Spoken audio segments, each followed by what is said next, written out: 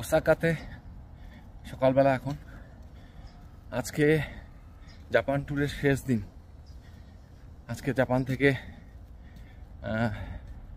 দেশে ফেরার জন্য ফ্লাইট ধরবো ওসাকা কানসাই ইন্টারন্যাশনাল এয়ারপোর্ট।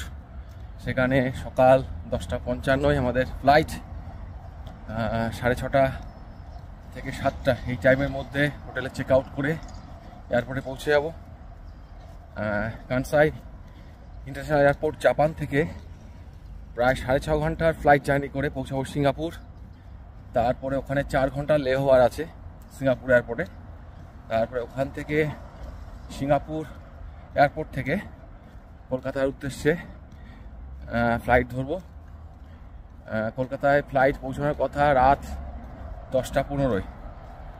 তো এই হচ্ছে জাপান ট্যুরের শেষ দিন আজকে। খুব ভালো লাগলো জাপানের মানুষজন এক কথায় অনবদ্য, অসাধারণ।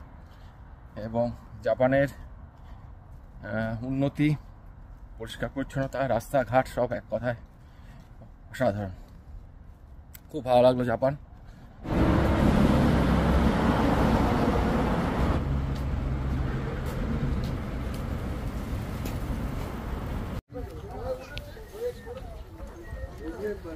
이거 뭐다? 무슨